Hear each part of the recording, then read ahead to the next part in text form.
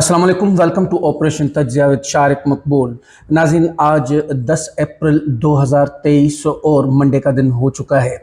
नाज़रीन, आज जो सबसे बड़ी ख़बर आपके साथ शेयर करेंगे कि 1 साल पूरा हो गया है रजीम चेंज ऑपरेशन को, यानी इमरान खान की हुकूमत हटा के और ये जो इम्पोर्टेड हुकूमत लाई गई है उसको 1 साल पूरा हो गया है कल के दिन, यानी 9 अप्रैल, और आज हो गई है 10 अप्रैल। इसके हवाले से आपके साथ कुछ ख़बरें भी शेयर करेंगे, कुछ इस साल की रिपोर्ट भी आपको बताएंगे और उससे रिलेटेड कुछ बयानात भी बताएंगे आपको। दूसरी जो सबसे बड़ी ख़बर है इस वक्त वो ये है कि जो इमरान खान कातलाना हमले का मुद्दई पुलिस ऑफिसर था वो वफ़ात पा गया है हार्ट अटैक की वजह से।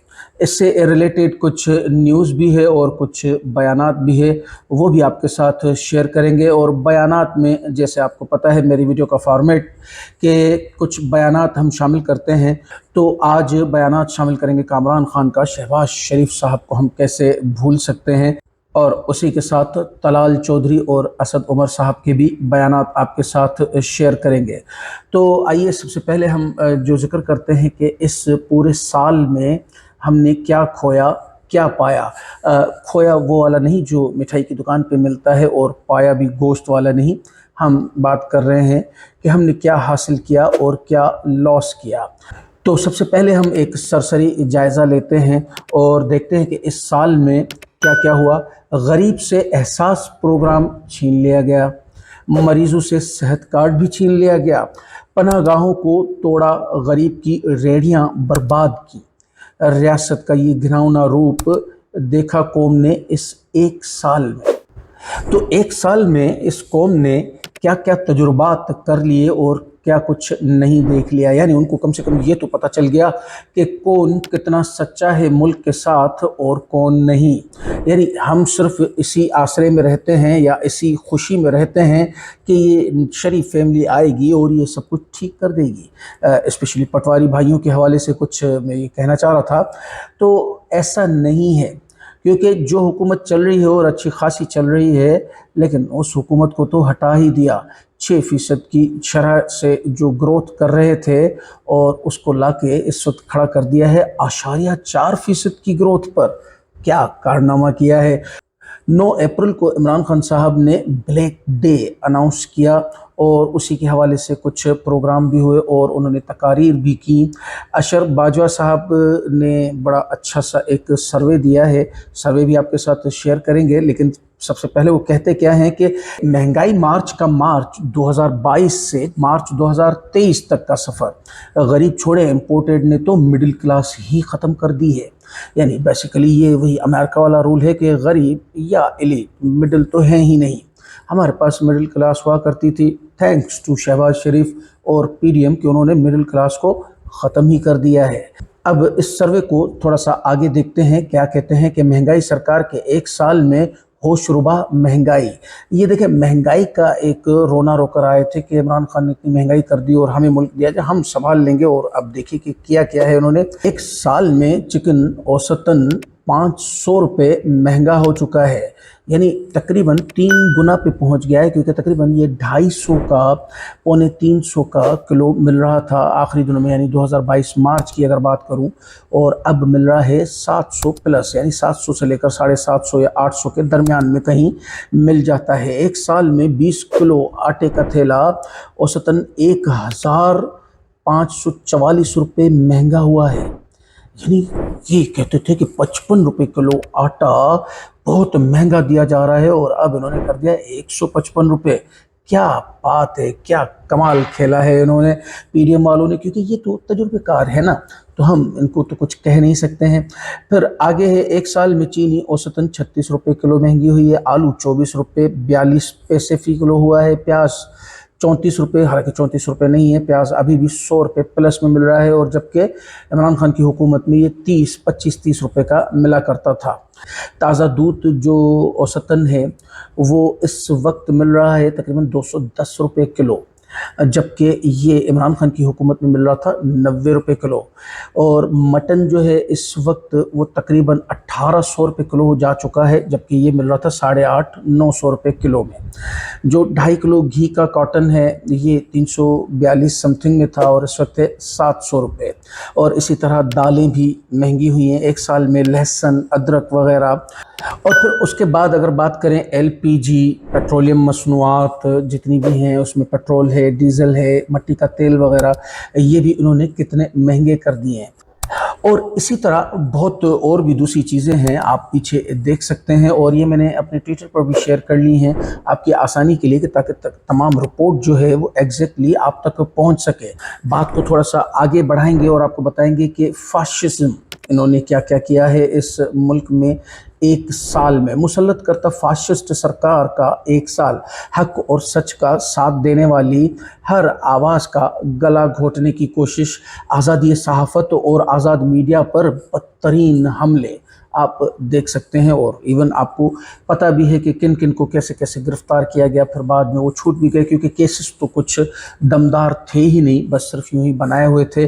تو اس حوالے سے ان کو ڈیٹیل میں بتائیں گے تو پھر ویڈیو کا وقت پورا ہو جائے گا۔ اس وقت ہم ویسے بھی ایک سرسری جائزہ لے رہے ہیں۔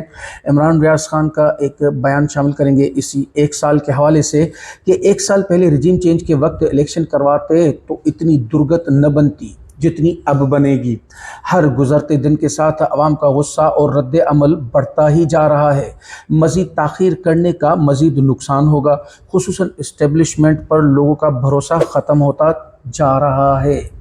دیکھیں، یہ ایک سمپل سی بات ہے، اور ایون میں نے آپ کو آصف کرمانی کا ایک بیان سنوایا تھا جو کہ سینیٹر ہیں نون لیگ کی طرف سے، کہ اس وقت جس وقت ہم نے یہ کانفیڈنس کا ووٹ لیا تھا اور اسی وقت اگر الیکشن میں چلے جاتے تو وہ بہترین وقت تھا، لیکن ہم نے وہ فیصلہ وقت پہ نہیں لیا، اور اب دن بدن یہ اپنی مقبولیت کھوتے جا رہے ہیں، اور اپنی جو ساکھ، جو بھی ان کی بچی کچی ساکھ تھی، وہ بھی اب ختم ہوتی جا رہی ہے۔ اسد عمر صاحب کہتے ہیں کہ ایک سال پہلے رجیم چینج سازش سے شروع ہوئی داستان، سیاسی انتشار، معاشی تباہی، بدترین فسطائیت کے بعد آئین توڑنے تک آ پہنچی ہے۔ لیکن علامہ اقبال کے الفاظ میں، رب کعبہ کی قسم حد سے گزر جاتی ہے جب شعلہ مشرق سے جل کر خاک ہو جاتی ہے شب۔ مقصد اس ایک شعر نے تقریباً پورے ایک سال کی کہانی آپ کو واضح بتا دی ہے کہ اس وقت جس طرح کا ظلم ہے، اور ویسے بھی میں نے آپ کو جیسے بتایا ہے کہ کفر کی حکومت تو چل سکتی ہے لیکن ظلم کی حکومت نہیں چل سکتی۔ کامران خان صاحب کا ایک بیان شیئر کریں گے کہ رہتی پاکستان تاریخ میں 11 اپریل سال 2022 سے 11 اپریل 2023 قیامت تک یاد رہے گا۔ 12 جماعتی PDM کی شہباز حکومت میں مہنگائی کا وہ قہر ٹوٹا جس کا تصور بھی نہیں کیا جا سکتا۔ کروڑوں خاندانوں کا جینا دوبھر ہو گیا۔ دوسری جانب معیشت، کاروبار کا بھرکس نکل گیا، روزانہ صنعتیں بند ہو رہی ہیں، لاکھوں لوگ بے روزگار ہو رہے ہیں۔ شہباز شریف حکومت والوں کو بے تحاشا بد دعائیں مل رہی ہیں۔ اب دیکھیں کہ کس طرح کی باتیں اس وقت تمام صحافی، حالانکہ کامران خان جید صحافیوں میں ان کا شمار ہوتا ہے، وہ کر رہے ہیں۔ اور وہیں پہ اگر ہم دیکھتے ہیں کہ PDM یا نون لیگ کی طرف سے بیان کیا آ رہا ہے، ایک بیان شامل کریں گے طلال چودھری صاحب کا۔ کہتے ہیں کہ خزانہ اور عوام کے پیٹ خالی کرنے والوں سے نجات کا ایک سال مبارک ہو۔ دیکھیں کیسی انہوں نے عمدہ بات کہی ہے، یعنی یا تو یہ واقعی اندھے ہیں یعنی آنکھوں سے، یا پھر عقل کے اندھے ہیں، عقل پر ہی پردہ آ گیا ہے تو اب ان کو کچھ نظر اور سمجھ میں نہیں آ رہا۔ آگے کہتے ہیں کہ معیشت تباہ کرنے والوں، نوجوانوں کا روزگار تباہ کرنے والوں، میڈیا کو گولیاں مارنے والے، گالیاں دینے، تھپڑ اور گھوسے مارنے والوں سے نجات کا ایک سال مبارک ہو۔ کیا کمال کی بات کہی ہے، یعنی یہ ساری کی ساری چیزیں ہم نے صرف 12 مہینوں میں دیکھی ہیں، پچھلے 12 مہینوں میں، اور یہ ساری چیزیں لاد رہے ہیں عمران خان کے اوپر۔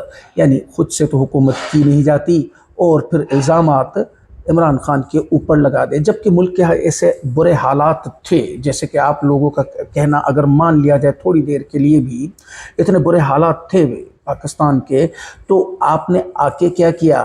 میں آپ کو بتا رہا ہوں کہ وزیر اعظم کے 9 مہینے، یعنی جو 9 مہینے ہم بات اس لیے کر رہے ہیں کہ جون جولائی میں جو بجٹ آتا ہے اس کے بعد سے لے کر ابھی تک 9 مہینے ہوئے ہیں، ان کی صرف کاؤنٹنگ آپ کو بتا رہا ہوں کہ غیر ملکی دوروں پر 9 ماہ میں 1 ارب سے زائد خرچ کر ڈالے۔ اب آپ بتائیے کہ چلے ملک کا یہ حال تو دیا تھا عمران خان نے، فار ایگزامپل تھوڑی دیر کے لیے اگر ہم آپ کی بات مان بھی لیں، تو اس کے بعد آپ نے کیا کیا؟ آپ نے تو پھر بھرکسی نکال دیا۔ اور ویسے آپ کو میں بتاتا چلوں، عمران خان صاحب نے تو آپ کو 16 ارب ڈالر کا جو خزانہ دیا تھا وہ آپ 4 ارب ڈالر پہ لے کے آئے، تو خالی خزانہ بھی نہیں تھا، وہ بھی آپ ہی نے کیا۔ اس کے بعد معیشت کی بات کریں تو معیشت 6% گروتھ پہ آپ کو دی تھی، آپ 4.4% یعنی آدھے فیصد سے بھی کم لے آئے، تو پھر اس کی بات بھی نہیں ہے۔ رہی بات بے روزگاری کے حوالے سے، تو اس وقت جتنی بے روزگاری میں آپ کو اپنی پچھلی تمام ویڈیوز میں بتا چکا ہوں کہ اس حکومت نے پاکستان میں پھیلائی ہے، جتنی بے روزگاری، اتنی بے روزگاری تو پاکستان کی تاریخ میں کسی نے نہیں کی۔ یعنی عمران خان کا دور تو چھوڑ ہی دیں، تاریخ میں آپ کے جو پچھلے ادوار ہیں ان میں بھی اتنی بے روزگاری کبھی نہیں ہوئی۔ آپ کو بتائیں گے کہ عمران خان پر جو قاتلانہ حملہ ہوا تھا، اس کی جو FIR لکھی گئی تھی، وہ جس SHO کی مدعیت میں لکھی گئی تھی، ان کا انتقال ہو گیا ہے ہارٹ اٹیک سے۔ آپ تصویر میں دیکھ سکتے ہیں کہ کتنے ینگ بندے ہیں، اور جو رپورٹس آ رہی ہیں آفس سے بھی اور گھر سے بھی، وہ کہتے ہیں کہ بالکل ٹھیک ٹھاک، اور مقصد یہ کہ کوئی بیماری ان کو نہیں تھی، اور اچانک ہی ہارٹ اٹیک پڑا اور ان کی موت ہو گئی۔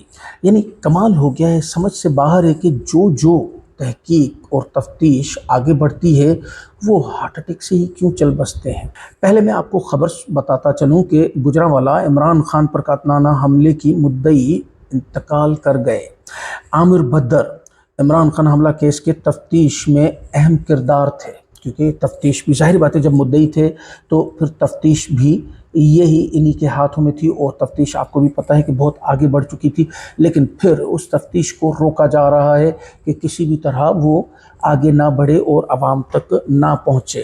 قاسم خان سوری صاحب اسی حوالے سے بیان دیتے ہیں کہ ڈاکٹر رضوان اور مقصود چپڑاسی کے بعد عمران خان پر قاتلانہ حملہ کیس کی FIR کے مدعی SHO عامر بھدر بھی ہارٹ اٹیک کی وجہ سے وفات پا گئے۔ گھر والوں کے مطابق عامر بھدر بالکل صحت مند تھے۔ ان لوگوں کو انسانوں کے قصاب سسلین مافیا کا خطاب جس نے بھی دیا ہے بالکل درست دیا ہے۔ دیکھیں، مافیاز ہی تو ہوتی ہیں جو کارروائی ڈالتی ہیں، پھر اس کارروائی کو کس طرح سے روکنا ہے، کس طرح سے دبانا ہے، وہ اسی کے پیچھے لگ جاتی ہیں۔ اور اس وقت ہم یہ چیز بخوبی دیکھ رہے ہیں اور ہمیں نظر بھی آ رہی ہے۔ ارشد شریف صاحب کا کیس ہی لے لیجئے کہ کس طرح سے ارشد شریف صاحب کا کیس اٹھانے نہیں دیا جا رہا، یعنی اس کی نہ تو تفتیش کی جا رہی ہے، نہ ہی اس کو کیس لڑنے دیا جا رہا ہے عدالت میں۔ یعنی یہ ایک مافیاز کا سسٹم ہوتا ہے کہ کس طرح سے ہم اپنے خلاف اٹھنے والی آوازوں کو بند بھی کر دیں، اور پھر ان کے لیے اگر کوئی تفتیش اور کوئی ہمدرد آ جائے تو پھر ان کو کیسے چپ کروانا ہے۔ ملیحہ ہاشمی صاحبہ بھی اسی حوالے سے کچھ بیان دیتی ہیں۔ کیا یہ محض اتفاق ہے کہ جیسے شریف خاندان کے کرپشن کیسز کے تفتیشی افسر اچانک پراسرار طریقے سے ہارٹ اٹیک کا شکار ہو کر چل بسے، مقصود چپڑاسی کو بھی اچانک وہی ہارٹ اٹیک ہوا، اور اب عمران خان پر قاتلانہ حملے کی تفتیش کرنے والے جوان افسر کو بھی اچانک ویسا ہی ہارٹ اٹیک ہوا اور وہ چل بسے۔ یہ عمران ریاض خان صاحب نے اپنے ولاگز میں بتایا ہے کہ کچھ ایسی دوائی آئی ہے جو کہ یعنی پلانے کی بھی ضرورت نہیں ہے، اور اگر آپ چپلوں میں نیچے لگا دیں اور وہ چپل کوئی بندہ پہنے تو اس کو ہارٹ اٹیک سے موت آ جاتی ہے، اور یہ پوسٹ مارٹم میں پکڑا بھی نہیں جاتا ہے۔ ان خبروں سے ہٹ کے کچھ بیانات کو شامل کریں گے۔ اقرار الحسن صاحب کہتے ہیں، بظاہر ایسا لگتا ہے کہ عمران خان کے خلاف ہر با آزما لینے کے بعد اب فیصلہ سازوں نے خان صاحب کے خلاف مذہبی شدت پسندوں کو میدان میں اتارنے کا فیصلہ کیا ہے، لیکن حضور الیکشن کے سوا کوئی چارہ نہیں ہے۔ یہ بات میں نے آپ کو اپنے پچھلے ولاگ میں بھی بتائی تھی کہ کچھ نئے کھلونے ہم بولیں یا نئے کردار مارکیٹ میں اتارے گئے ہیں عمران خان کے خلاف، اور وہ ہیں مذہبی کردار۔ जो कि मजहबी तौर पे इमरान खान के ख़िलाफ़ एक प्रोपेगेंडा खड़ा करेंगे और फिर एक नई चाल चली जाएगी। लेकिन जैसे इकरार उल हक हसन साहब ने फरमाया कि इलेक्शन के सिवा और कोई चारा नहीं है। वैसे भी एक सिंपल सा मशवरा देना चाहता हूँ इस हुकूमत को कि अपनी आवाम से हार जाओ, इज़्ज़त रह जाएगी, वरना इज़्ज़त तो जाती रहेगी और पता भी नहीं चलेगा कि इज़्ज़त का क्या भुरकस निकला है। नाज़रीन, वीडियो का वक्त तो पूरा हुआ चाहता है, मिलते हैं अगली वीडियो में। बहुत सारी खबरें आपके बताने के लिए इंतज़ार में हैं। क्या देखना और क्या सुनना चाहते हैं हमें अपने कमेंट्स में ज़रूर बताइए। चैनल को सब्सक्राइब करें, वीडियो को लाइक करें, अपने फैमिली और फ्रेंड्स के साथ शेयर करें। पाकिस्तान जिंदाबाद।